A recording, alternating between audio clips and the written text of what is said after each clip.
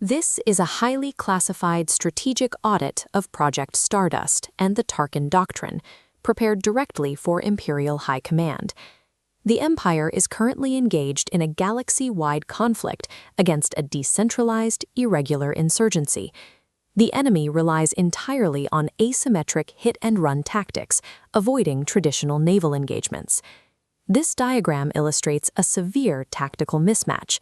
We are attempting to apply a massive, centralized, symmetric force against a highly fluid, asymmetric threat. The Tarkin Doctrine assumes that ruling through the fear of absolute, overwhelming force will ensure galactic compliance. It operates on the premise that the threat of planetary annihilation is enough to deter localized rebellion. The data proves otherwise. Project Stardust is a strategic liability. Completing and deploying this battle station will mathematically decrease Imperial control over the galaxy. Funding this installation requires seizing vast sums of capital, triggering macroeconomic collapse across the mid and outer rim. At the same time, deploying it permanently legitimizes the Rebel Alliance's narrative. Building a rigid superweapon to fight a fluid insurgency does not create a deterrent. It creates a massive single point of failure. Looking at this Imperial data slate, we see a direct correlation between declining planetary GDP metrics and skyrocketing military expenditure over the last decade. Financing Project Stardust carries an enormous fiscal impact. To fund the superweapons construction, the Empire has engaged in the forced nationalization of regional banks and major defense contractors. These extreme financial quotas squeeze the galactic middle class. They generate high unemployment and widespread food shortages, which are the exact economic conditions that historically precede major popular uprisings. This is a Pareto chart applying the 80-20 rule to the Empire's current defense budget. The Pareto principle is an economic concept stating that roughly 80% of outcomes result from 20% of inputs.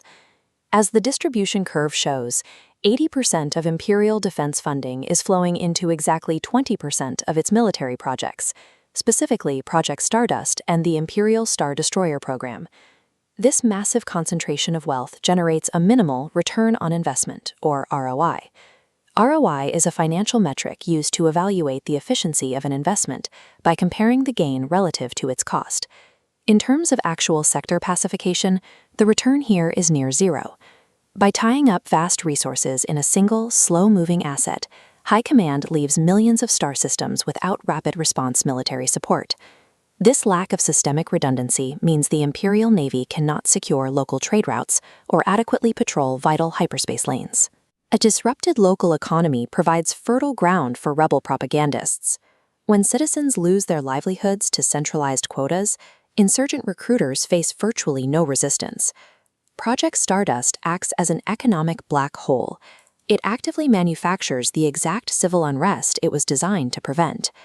Shifting from economics to tactical doctrine, we must classify the Galactic Civil War strictly as a counterinsurgency, or COIN operation.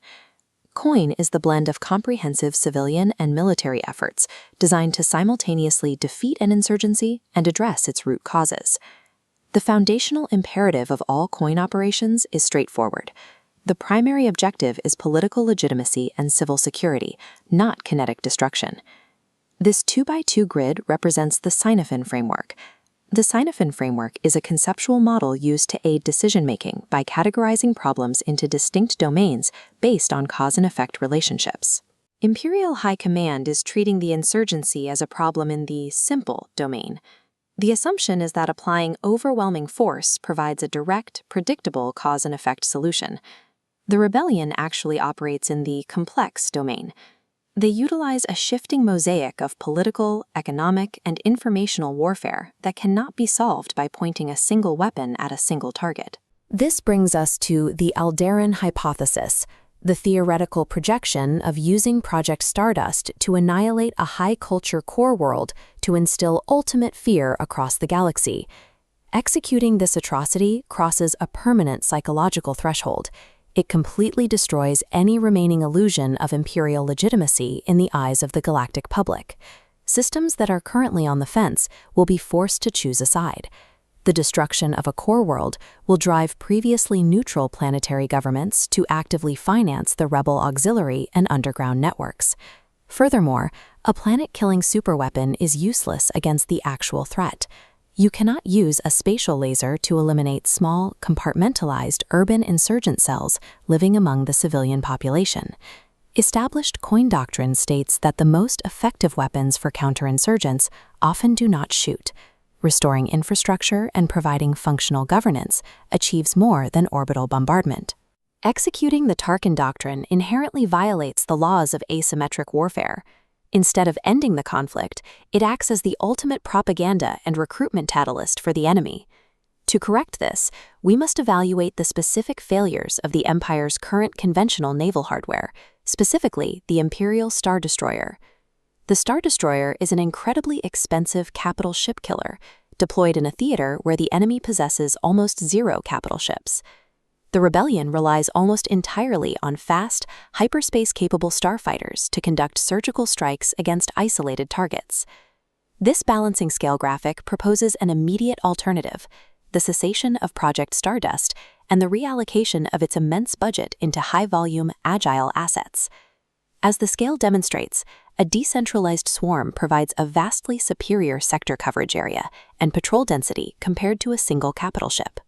The primary hardware for this shift is Grand Admiral Thrawn's TIE Defender program.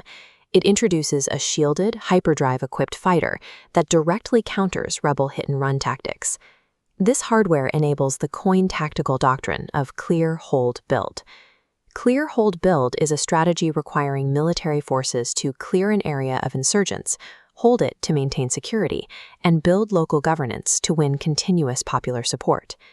Instead of endlessly chasing mobile fighters across the Outer Rim, this newly proposed agile fleet can be directed to specifically target the rebellion's immovable logistical hubs.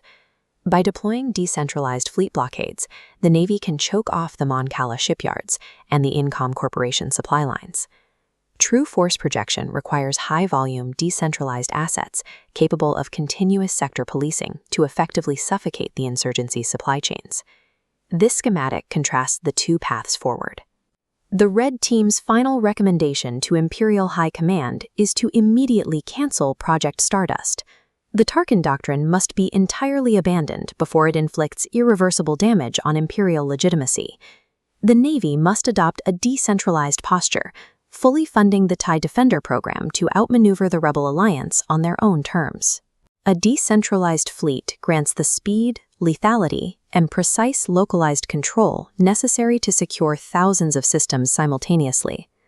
Long-term Imperial survival relies on making rebellion financially and logistically impossible, rather than merely punishing it with absolute destruction.